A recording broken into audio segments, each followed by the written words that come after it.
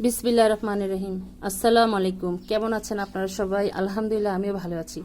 আজকে আপনাদের মাঝে আমি নিয়ে আসছি পাঙ্গাস মাছের রেসিপি। তো আমি আজকে আপনাদেরকে পাঙ্গাস মাছ ভুনা করে দেখাবো। তো এখানে একটি পাঙ্গাস, মিডিয়াম সাইজের পাঙ্গাসকে আমি বাজার থেকে ছিলে তারপরে কেটে এনেছি। এই যে দেখুন, এরকম পিস করা প্রত্যেকটা পাঙ্গাস মাছগুলো এরকম ছিলে নিয়েছি। আপনারা চাইলে চামড়া সহ নিতে পারেন।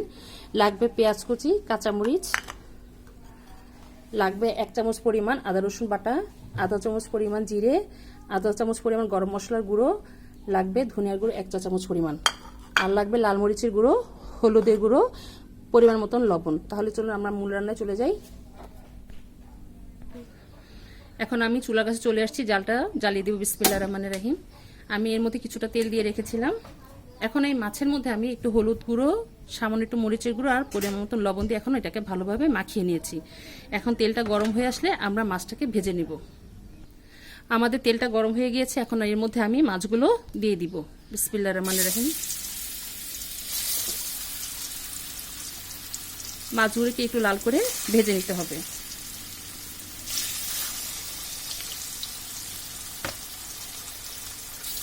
মাছগুলোকে এখন আমি দিয়ে দিলাম। একটু লাল হয়ে আসলে তারপর উল্টিয়ে দিব। এখন মাছটিকে আমরা উল্টিয়ে দিব।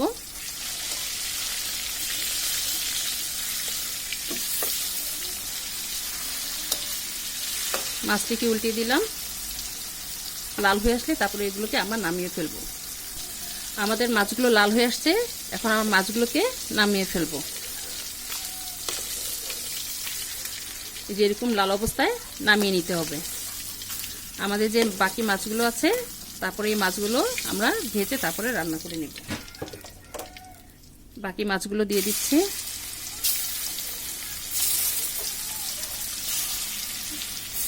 এখন আমাদের এটা ভাজা হয়ে গেলে আমরা নামিয়ে তারপরে রান্না করে আপনাদেরকে দেখাবো। আমাদের সবগুলো মাছ ভাজা হয়ে গিয়েছে, এখন আমরা রান্নায় চলে যাব। এটাকে নামিয়ে দিব। নামিয়ে এখন আমি অন্য কড়াই ট্রান্সফার করে দিচ্ছি।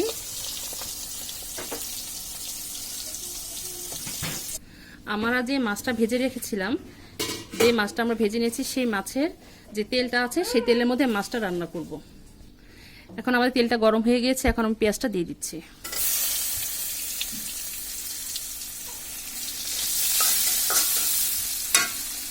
পেঁয়াজটা একটু নরম হয়ে আসলে আমরা এর মধ্যে সামান্য একটু পানি দিয়ে মশলাগুলো দিয়ে দিব।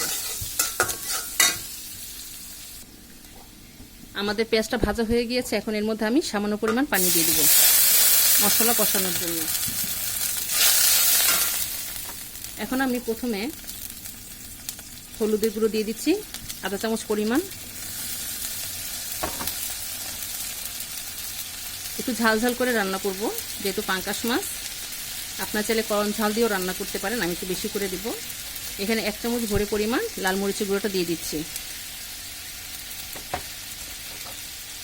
এখানে যে ধনিয়ার গুঁড়ো, জিরার গুঁড়ো, গরম মশলা গুঁড়ো আর আদা বাটা, রসুন বাটা সব একত্র করে দিয়ে দিচ্ছি।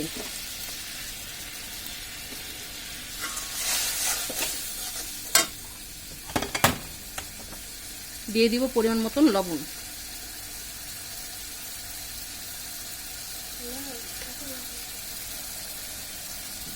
পরিমাণ মতন লবণ দিয়ে দিলাম। ভালোভাবে মশলাটাকে আমরা কষিয়ে নিচ্ছি। মশলা যত কষানো হবে তত তরকারির টেস্টটা ভালো হয়। তো মশলাটাকে ভালোভাবে কষিয়ে নিচ্ছি।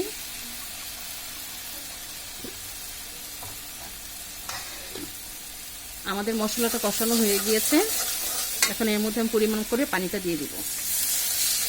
যেহেতু একটু মাছটি ভুনা করব, তো বেশি পানি প্রয়োজন নেই। এখন আমি এর মধ্যে যে ভাজা মাছগুলো আছে সেগুলো আমি এর মধ্যে দিয়ে দিব। ভাজা মাছগুলো দিয়ে দিচ্ছি।